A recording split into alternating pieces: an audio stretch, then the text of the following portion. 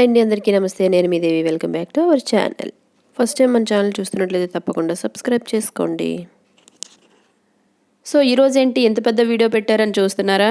ఈరోజు వీడియోలో ఒక స్పెషల్ అయితే ఉందండి. మేము ఎక్కడికి వెళ్తున్నాము ఏంటి అనేది మొత్తం వీడియో అంతా స్కిప్ చేయకుండా చివరి వరకు చూడండి, మీకే అర్థమవుతుంది. అట్ ద సేమ్ టైం మీరు ఫుల్ ఎంజాయ్ చేస్తారని అనుకుంటున్నాను. ఎందుకంటే మేము 2 వీలర్లో బయలుదేరామండి. సండే మార్నింగు 8 స్టార్ట్ అయ్యాము. సో పిల్లలతో ఉన్నాం కదా అని చెప్పేసి టిఫిన్ అయితే చేసేసి వెళ్దామని చెప్పి టిఫిన్ చేయడానికి అయితే ఇక్కడికి వచ్చాము. ఏంటి ఎక్కడికి వెళ్తున్నారు చెప్పకుండా ఇవన్నీ చెప్తుంది అని అనుకుంటున్నారా? మేమైతే 2 వీలర్లో వైజాగ్ నుంచి శ్రీముఖలింగం వెళ్తున్నామండి. అంటే శ్రీకాకుళంకి ఒరిస్సాకి బార్డర్ దగ్గర మనకు ఈ టెంపుల్ అయితే ఉంటుంది. ఈ ఆలయం విశిష్టతలన్నీ మీతో నేను ఈ వీడియోలో మొత్తం షేర్ చేస్తున్నాను. మీకు చాలా ఉపయోగపడుతుంది, అలాగే మీరు చాలా విషయాలు తెలుసుకుంటారనే నమ్మకంతో నేనైతే ఇంత పెద్ద వీడియో అనేది పోస్ట్ చేశాను. సో అక్కడికి వెళ్ళే దారిలో శ్రీకాకుళం దగ్గరలో మనకు పైడితల్లి అమ్మవారు టెంపుల్ అనేది ఒకటి ఉంటుంది. అక్కడికి ప్రతిసారి మేము అరసవల్లి వెళ్ళే టైంలో ఇక్కడ ఈ గుడి దగ్గరికి వచ్చి దర్శనం చేసుకున్న తర్వాతే మేము అరసవల్లి అయితే స్టార్ట్ అవుతామండి. అలాగే ఇక్కడ 3 అమ్మవార్లు వెలిసినట్లు చూపిస్తున్నారు కదా మనకు. ఫస్ట్ వచ్చేసి పైడితల్లి అమ్మవారు, అలాగే మరిడిమాంబ, రెండోది ముత్యాలమ్మ తల్లి అమ్మవారు. 3 విగ్రహాలు కూడా చాలా అంటే చాలా అట్రాక్షన్గా కనిపిస్తున్నాయి. ఎంత అందంగా ఉన్నాయి అంటే నిజంగా దేవతలు వచ్చి అక్కడ వెలసారా అన్నట్లు నాకైతే అనిపించింది. అరసవల్లి వెళ్ళిన ప్రతి ఒక్కరు కూడా ఇక్కడ ఈ పైడితల్లమ్మ అమ్మవారు గుడి దగ్గరికి వచ్చి దర్శనం చేసుకోవడం అనేది ఒక ఆనవాయితీగా ఉందండి. అదే ప్రాసెస్లో మేము కూడా ఆ గుడికి వెళ్ళినప్పుడు ప్రతిసారి ఇక్కడికి వచ్చి వెళ్తూ ఉంటాము. సో 9:30కి మేము స్టార్ట్ అయితే అక్కడ శ్రీముఖలింగం దగ్గరికి వెళ్ళేసరికి 12:30 అయ్యింది.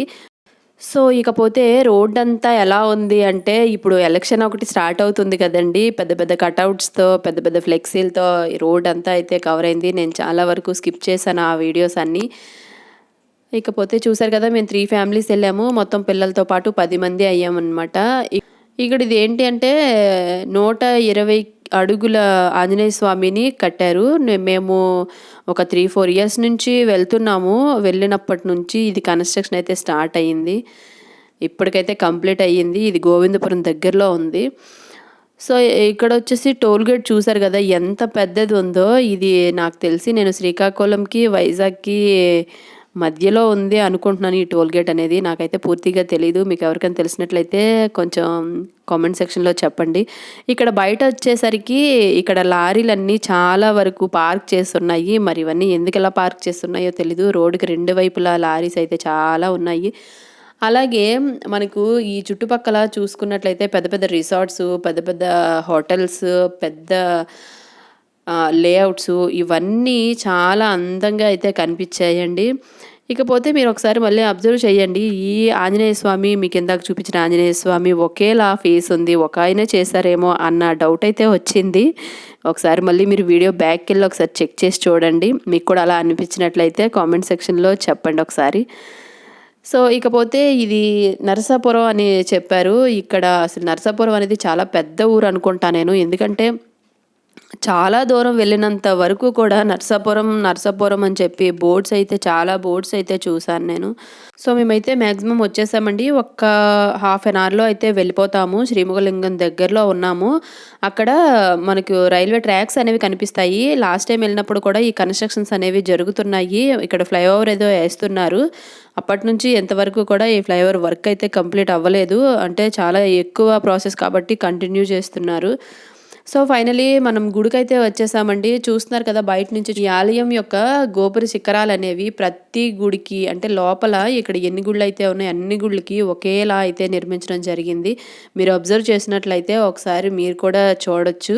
సో గుడిలోకి ఎంటర్ అవ్వడానికి మాత్రం స్టార్టింగ్ అంటే గంట స్తంభం దాటిన తర్వాత ఒక ద్వారం అయితే ఉంటుందన్నమాట. 4 స్తంభాలతో కలిపి. అది ఒక్కొక్క మనిషి మాత్రమే లోనికి వెళ్ళడానికి వీలుగా ఉంటుంది. అందరూ ఒకేసారి వెళ్ళడానికి అయితే వీలవ్వదు. అది మనం దాటుకొని లోపలికి వచ్చిన తర్వాత ఇక్కడ నందీశ్వరుడు చూసారా, మనకి ఫస్ట్ దర్శనం అయితే ఇస్తారు. చాలా పెద్దదైతే ఉంటుంది ఇక్కడ. మనం ఏ శివాలయానికి వెళ్ళినా కానీ ఫస్ట్ నందీశ్వరుడిని దర్శించుకోవడం మనకి ఆనవాయితీ కాబట్టి ఇక్కడ కూడా అలాగే నందీశ్వరుడిని అయితే 4 స్తంభాల మధ్యలో అయితే పెట్టారు. ఇక్కడ పూజ చేసుకున్న తర్వాతే ప్రతి ఒక్కరు కూడా లోపలికైతే వెళ్తారు. బట్ ఇక్కడ జరిగింది ఏంటి అంటే మేము ఇక్కడ పూజ చేసుకునే టైంలోనే ఇక్కడ గుడి అనేది క్లోజ్ చేసేసారు. మేము వెళ్ళేసరికి 12:30 1:15 అయిపోయింది. అలాగే నందీశ్వరుని దాటుకొని వచ్చిన తర్వాత కూడా ఒక ద్వారం అయితే ఉంటుంది. దాని నుంచి కూడా మనం రావాలి. ఇక్కడ కూడా ఒక్క మనిషి మాత్రం వెళ్ళడానికి వీలుగా ఈ ద్వారం అనేది నిర్మించబడింది. అలాగే చూసారు కదండి, ఈ గుళ్ళన్నీ ఒకేలా అయితే నిర్మాణం అయితే చేశారు. మనకి మెయిన్ ఆలయం వచ్చేసి చాలా పెద్ద గుడిగా నిర్మించారు. అలాగే ఇక్కడ 4 వైపులా 4 శివాలయాలు అయితే ఉంటాయండి. లోపల శివలింగాలు అన్నీ ఒకేలా ఉంటాయి. ఒక్కొక్కటి ఒక్కొక్క శివలింగంగా ఇక్కడ ప్రసిద్ధిగాంచింది. మీరు ఒకసారి క్లియర్గా చూసినట్లయితే చాలా బాగుందండి ఇక్కడ గుడి అయితే. ఇక దగ్గరలో ఉన్న వాళ్ళైతే మ్యాక్సిమం వెళ్ళొచ్చు. ఇక ఈ గుడిలోకి వెళ్ళడానికి మనకి ఎలాంటి టికెట్స్ కానీ లేదంటే రిజర్వేషన్స్ కానీ అలాంటివి ఏమీ అక్కర్లేదండి. మనకు ఇక్కడ మనం డైరెక్ట్గా వెళ్ళొచ్చు. చూసారా ఇక్కడ గర్భగుడిలో ఇది గర్భగుడిలా అనిపిస్తుంది. సో ఇప్పుడు గుడి క్లోజ్ చేశారు కాబట్టి ఎక్కడ పంతులు గారు ఎవ్వరు కూడా లేరు. బట్ మనం ఇంత లోపలికి వెళ్ళి మనం ఇంత నీట్గా షూట్ చేసుకోవడానికి అయితే మనకు ఒక బెనిఫిట్ అని చెప్పాలి.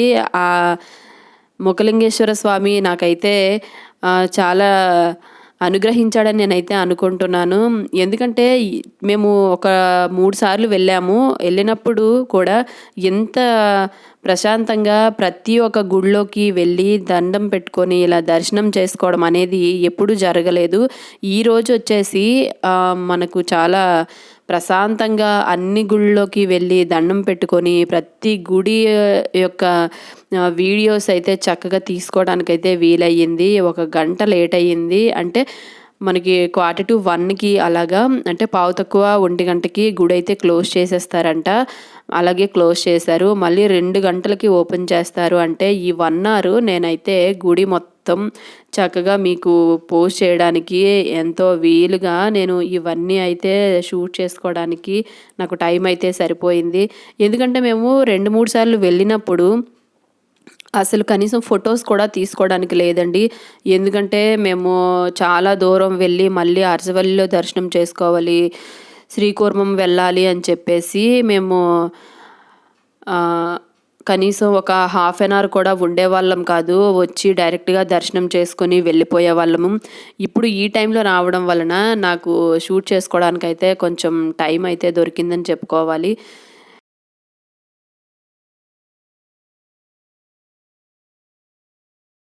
మీకు డిస్ప్లే పైన చూపిస్తున్నాను కదా, నెంబరింగ్ వేసి 4 గుళ్ళకి కూడా మేము లోపలికి వెళ్ళి గర్భగుడిలోకి వెళ్ళి చక్కగా దర్శనం అయితే చేసుకున్నాము. మనసు చాలా ప్రశాంతంగా అనిపించింది. ఇంకా ఒక పావు గంట అక్కడ గుడి బయట ఆవరణలో కూర్చొని కొంచెం గుడి గురించి ఒక పంతులు గారు కూడా వివరించారు.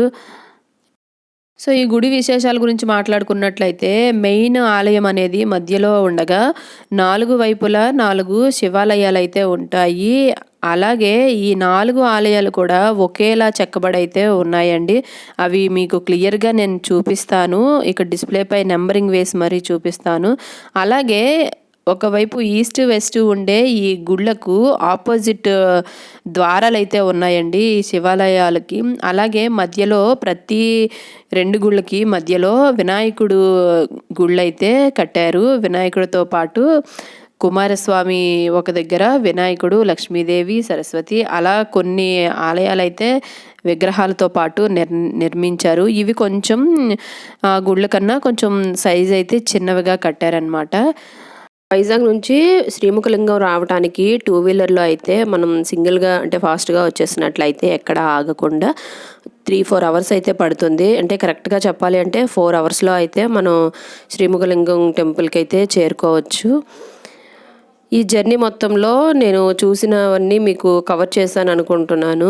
సో ఈ వీడియో అయితే ఇక్కడితో స్టాప్ చేస్తున్నాను. వీడియో మరీ లెంత్ ఎక్కువైపోతుందని చెప్పి నెక్స్ట్ వీడియోగా నేను ఇక్కడి నుంచి స్టార్ట్ చేస్తానండి. గుడి ఒకటి క్లోజ్ చేశారు కదా, గుడి ఓపెన్ చేసిన తర్వాత లోపల ఇంకా ఏమున్నాయి అనేది నేను పార్ట్ 2గా అయితే పోస్ట్ చేస్తాను. సో ఈ వీడియో చివరి వరకు చూసినందుకు thank you so much. Part 2లో కలుసుకుందాం. Thank you all. ఈ వీడియో మీకు నచ్చింది అనుకుంటే మన ఛానల్ని సబ్స్క్రైబ్ చేసుకొని లైక్ చేయండి, మీ ఫ్రెండ్స్కి రిలేటివ్స్కి షేర్ చేయండి. మన ఛానల్లో ఇలాంటి డివోషనల్ వీడియోస్ చాలా ఉన్నాయి. మీకు చూడాలి అనుకుంటే కనుక ఒకసారి వెళ్ళి చూడండి. అలాగే మన ఛానల్ని సబ్స్క్రైబ్ చేసుకోండి.